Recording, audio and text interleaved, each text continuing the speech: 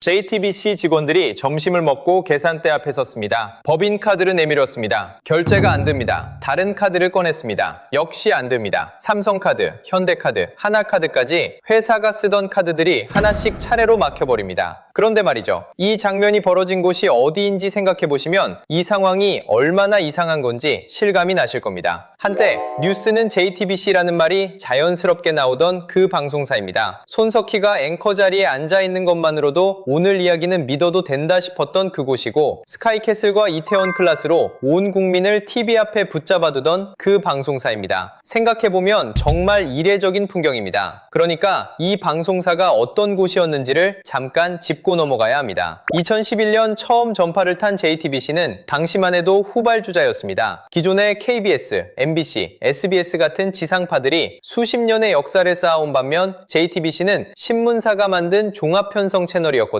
하지만 JTBC는 처음부터 달랐습니다. 돈을 아끼지 않았어요. 드라마와 예능에 막대한 제작비를 쏟아부었고, 그 결과 출범한 지 2년도 안 돼서 적자가 1,300억 원까지 불어났습니다. 보통의 경영자라면 겁이 나서 허리띠를 졸라맸을 상황이었죠. 그런데 JTBC는 오히려 더 과감하게 나아갔습니다. 그리고 그 배팅은 한동안 화려하게 들어맞는 것처럼 보였습니다. 손석희가 보도부문을 이끌면서 JTBC 뉴스는 신뢰도 1위를 오랫동안 지켰고, 스카이캐슬은 전 국민을 TV 앞에 붙잡아뒀으며 이태원 클라스는 전 세계로 팔려나갔습니다. 신뢰도, 화제성, 콘텐츠 경쟁력까지 방송사가 가질 수 있는 거의 모든 걸 다 가진 것처럼 보였죠. 그런데 더 놀라운 건 따로 있습니다. 카드가 막히기 며칠 전인 6월 12일 JTBC는 만기가 돌아온 206억 원을 끝내 갚지 못했습니다. 그리고 이틀 만에 지주사와 핵심 계열사 5곳이 한꺼번에 서울회생법원의 문을 두드렸습니다. 자산이 수천억에서 수조 원을 넘나드는 미디어 그룹이 고작 206억 원을 막지 못해서 법원에 두 손을 든 겁니다. 이 대비가 참 묘하지 않습니까? 사람들은 텐센트 자본을 받아서 망했다고 말합니다. 하지만 이 방송이 속부터 비어가기 시작한 건 텐센트가 들어오기 훨씬 전이었습니다. 그 진짜 이야기를 지금부터 풀어드리겠습니다. 이 이야기를 제대로 이해하려면 먼저 한 가지를 짚고 넘어가야 합니다. JTBC는 작품이 흥행할수록 오히려 더 가난해지는 구조 안에 갇혀 있었다는 겁니다. 조금 낯선 이야기처럼 들리실 수 있어요. JTBC가 만드는 드라마와 예능, 그러니까 우리가 JTBC 작품이라고 알고 있는 그 콘텐츠들은 사실 JTBC가 직접 만들어서 직접 하는 게 아니었습니다. SLL이라는 별도의 제작사가 만듭니다. 원래 이름은 JTBC 스튜디오였는데 나중에 이름을 바꾼 곳이에요. 그런데 이 SLL이라는 회사가 JTBC 소속이 아닙니다. JTBC가 가진 SLL 지분은 3%도 채 되지 않았거든요. 무슨 뜻이냐 하면 이렇습니다. 스카이캐슬이 대박을 쳐도, 이태원 클라스가 전 세계로 팔려나가도 그 수익의 대부분은 JTBC가 아니라 SLL 그리고 중앙그룹 오너 일가 쪽으로 흘러갔다는 겁니다. 여기서 판권, 그러니까 IP라는 말이 나옵니다. 드라마 한 편이 흥행하면 넷플릭스에 팔고, 일본에 팔고, 나중에 리메이크하고, 굿즈도 만들고, 이런 식으로 두고두고 돈을 벌 수 있는 권리, 전부를 IP라고 생각하시면 됩니다. 여러분이 직접 보셨던 그 드라마들, 그 판권의 알짜 수익이 JTBC 통장으로는 들어오지 않았던 거예요. 콘텐츠 업계에서 IP는 그야말로 황금알을 낳는 거위입니다. 그런데 JTBC는 그 거위를 키우는 농장 주인이 아니었습니다. 거위에게 모이를 주고 우리를 청소하는 역할만 했던 셈이죠. 이게 얼마나 깊은 배신인지 짐작이 가시나요? 방송사가 무대를 깔고 배우를 세우고 시청자를 불러 모았는데 그날 저녁 매표소 돈은 전부 딴 사람 금고로 들어가는 구조였던 겁니다. 정말 그랬습니다. 그래서 7년 연속 적자였습니다. 2019년부터 해마다 수백억 원의 영업 손실이 쌓였습니다. 작품이 흥행할수록 제작비는 더 나가는데 그 열매는 본체가 가져갈 수 없으니 적자가 쌓일 수밖에 없는 구조였죠. 거기다 JTBC는 다른 종편들보다 2배 가까운 콘텐츠 투자 비용을 지출하며 달려왔습니다. 성과는 있었지만 그 성과의 과실은 JTBC 몫이 아니었습니다. 참 많은 생각이 듭니다. 그런데 여기서 그치지 않았습니다. 2022년 JTBC는 아는 형님을 비롯한 279개 프로그램의 판권을 433억 원에 SLL에 팔았습니다. 눈앞의 적자를 조금이라도 줄여보겠다는 계산이었겠지만 이건 미래에 돈을 벌어다 줄 권리들을 당장의 현금과 바꿔버린 선택이었습니다. 은행 통장에 433억이 꽂히니 그날의 숫자는 조금 나아 보였겠죠. 하지만 그 뒤에 이 판권들이 얼마나 더 많은 돈을 벌어다 줄 수 있었는지를 생각하면 그건 미래를 헐값에 내다 판 것과 같았습니다. 기업 평가 회사들도 이미 그 시점에 경고를 보냈습니다. IP 매각에 따른 컨텐츠 판매 수익 감소가 JTBC를 더 위험한 곳으로 밀어넣을 거라고요. 그런데 더 놀라운 건 따로 있습니다. 바로 같은 시각 JTBC의 바깥에서도 거대한 파도가 밀려오고 있었거든요. 자, 그런데 여기서 한 가지 냉정하게 짚고 넘어가야 할 부분이 있어요. 방송사가 먹고 사는 가장 큰 통로는 뭐니 해도 광고입니다. 프로그램 사이사이에 나오는 그 광고 말이에요. 그런데 이 광고 시장이 지난 몇 년 사이에 그야말로 무너져 내렸습니다. 저녁 뉴스 시간에 TV를 켜실 때 예전보다 광고가 줄었다는 느낌 받으신 적 있으시죠? 그럴만합니다. 사람들이 정해진 시간에 TV 앞에 앉는 대신 손안에 스마트폰으로 넷플릭스를 보기 시작했고 광고주들은 당연히 TV에서 돈을 빼기 시작했습니다. 숫자로 보면 그 충격이 확 와닿습니다. 방송 광고 시장은 2022년 4조 원을 넘겼다가 2025년에는 2조 7,744억 원 수준으로 뚝뚝 떨어졌습니다. 불과 몇 년 사이에 1조 원이 넘는 돈이 방송 광고 시장에서 증발해버린 겁니다. 이건 JTBC만의 문제가 아니었습니다. KBS, MBC, SBS 지상파까지 다 같이 비명을 질러야 하는 구조적인 위기였어요. 누구의 잘못이라기보다 시대가 바뀌어버린 겁니다. 이런 상황이라면 몸을 한껏 웅크려야 정상입니다. 돈 나갈 구멍을 막고 위험한 투자는 미루는 게 상식이죠. 그런데 JTBC는 정반대로 갔습니다. 올림픽과 월드컵, 스포츠 중계권을 혼자 사들이기로 한 거예요.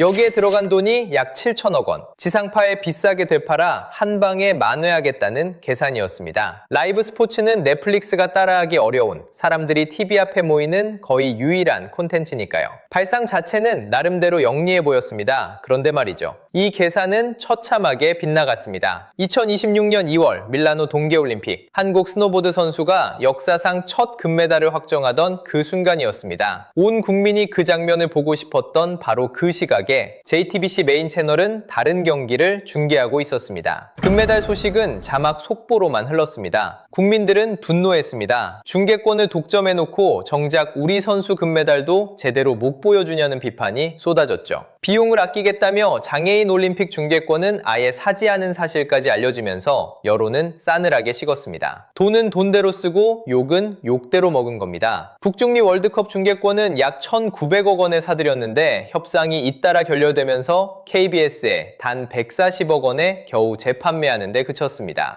1,900억을 주고 산 권리를 140억에 판 겁니다. 회수는커녕 거대한 손실 덩어리가 되어버린 거죠. 이 말 한마디에 그 모든 결과가 다 담겨있는 것 같아요. 그런데 더 놀라운 건 따로 있습니다. 진짜 문제는 JTBC 혼자만의 이야기가 아니었다는 데 있었거든요. 여기서부터가 정말 흥미로운 반전인데요. 사람들은 흔히 중국, 텐센트 자본을 받아서 JTBC가 망했다고 말합니다. 하지만 텐센트는 JTBC에 돈을 넣은 게 아니었습니다. 텐센트가 2021년 투자한 곳은 컨텐츠 제작사 SLL이었습니다. 텐센트 약 1,000억 원, 사모펀드 프랙시스 캐피탈 약 3천억 원, 합쳐서 4천억 원이었습니다. 당시 K드라마 열풍이 전 세계를 휩쓸던 시절이었어요. 한국 컨텐츠가 그야말로 황금기를 누리던 때였으니 텐센트 입장에서도 여기에 올라타면 돈이 되겠다 싶었던 겁니다. 여기엔 조건이 있었어요. 정해진 기한 안에 SLL을 주식시장에 상장시키면 투자자들이 지분을 팔아 돈을 회수하는 구조였습니다. 쉽게 말하면 돈을 빌려줄 테니 약속한 날짜까지 회사를 상장시켜서 돈을 불려 돌려달라는 계약이었던 거예요. 만약 그 약속을 못 지키면 그룹이 책임지고 그 돈을 물어줘야 하는 사실상 빚이나 다름없는 조건이었습니다. 그런데 컨텐츠 시장 분위기가 나빠지기 시작했습니다. K 콘텐츠 제작비는 천장을 모르고 치솟고 넷플릭스 의존도는 높아지면서 수익성이 나빠졌습니다. SLL의 상장은 한 번, 두 번 미뤄졌습니다. 계약상 허용된 마지막 기한마저 만료됐습니다. 상장이 안 되니 4천억 원을 다른 방법으로 마련해 돌려줘야 하는 처지가 된 겁니다. 그것도 최악의 시점에 말이죠. 가뜩이나 JTBC가 회사가 광고와 중개권으로 휘청이고 있는데 여기에 4천억 원짜리 상환 폭탄까지 머리 위로 떨어진 겁니다. 저는 그 순간이 자꾸 걸립니다. 중앙그룹은 부랴부랴 돈을 구하러 나섰습니다. 외국계 자산운용사와 약 3천억 원 규모의 투자 협상을 벌였지만 끝내 깨졌습니다. JTBC 사옥,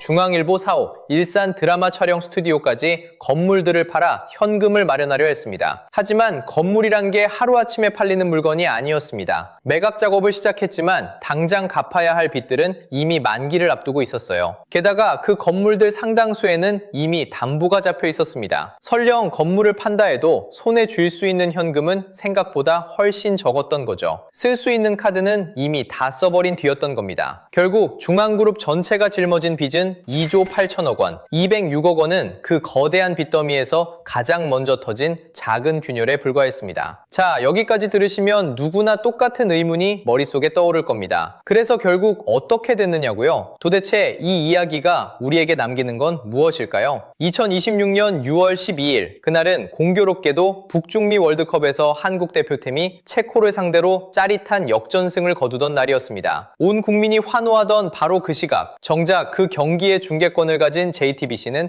206억 원을 막지 못했습니다. 이 대비가 참 묘하지 않습니까? 화면 속에서는 우리 선수들이 승리의 기쁨을 만끽하는데 그 화면을 송출하는 회사는 두도를 맞은 겁니다. 이틀 만에 지주사와 계열사 5곳이 회생법원의 문을 두드렸고 신용등급은 투자 가능 등급에서 부도 위험 등급으로 단숨에 곤두박질 쳤습니다. 한번 무너지기 시작한 신뢰는 도미노처럼 그룹 전체를 덮쳤습니다. 정말 그랬습니다. 텐센트 자본이 JTBC를 망하게 했다는 말은 절반만 맞습니다. 텐센트는 빌미였습니다. 진짜 주범은 작품이 흥행해도 방송사 본체는 돈을 가져갈 수 없는 기형적인 구조였고 위기의 한복판에서도 멈추지 못한 7천억 원짜리 베팅이었으며 상장 약속이 깨지면서 한꺼번에 터진 4천억 원의 청구서였습니다. 이 모든 게 한꺼번에 날아든 겁니다. 참 씁쓸하고 무거운 일이죠. 결국 이 이야기의 중심에는 한 가지 질문이 있습니다. 성공을 맛본 사람이 왜 위기 앞에서 멈추지 못하는가입니다. 후발주자로 시작해 손석희라는 이름 하나로 신뢰를 쌓고 스카이캐슬로 드라마를 정복하고 신뢰도 1위를 오래도록 지켜온 그 방송사가 어느 순간부터 멈춰야 할 때 멈추지 못했습니다. 과감한 베팅으로 신화를 썼던 그 성공의 경험이 어쩌면 위기 앞에서도 한 번 더 크게 지르면 돌파할 수 있으리라는 믿음을 만들었는지 모릅니다. 오만이었을 수도 있고 절박함이었을 수도 있습니다. 아마 둘 다였겠죠. 여러분은 이 이야기를 들으면서 어느 순간에 가장 안타까우셨나요? 저는 그 279개 판권을 팔던 순간이 자꾸 걸립니다. 미래를 팔아 현재를 막으려 했던 그 선택이 결국 현재도 막지 못하고 미래도 함께 잃어버린 결과가 됐으니까요. JTBC의 이야기는 단순히 한 방송사의 몰락이 아닙니다. 사람들이 TV를 떠나 손안의 스마트폰으로 옮겨간 이 거대한 변화의 시대에 전통의 방송사들이 앞으로 어떻게 돈을 벌고 살아남아야 하는지를 묻는 우리 모두에게 던져진 질문이기도 합니다. JTBC의 방송과 뉴스는 지금도 화면에서 나오고 있습니다. 회생 절차가 곧 끝을 의미하는 건 아니니까요. 우리가 매일 저녁 켜던 그 TV, 그 뉴스 뒤에도 이런 이야기가 숨어 있었습니다. 방송이 쌓아온 신뢰라는 것도 한번 무너지면 다시 쌓는데 오랜 시간이 걸립니다. 그래도 그 화면은 오늘도 켜져 있습니다. 오늘 이 긴 이야기를 끝까지 함께 해주셔서 진심으로 감사합니다. 다음에 또 이런 이야기로 찾아뵙겠습니다. 고맙습니다.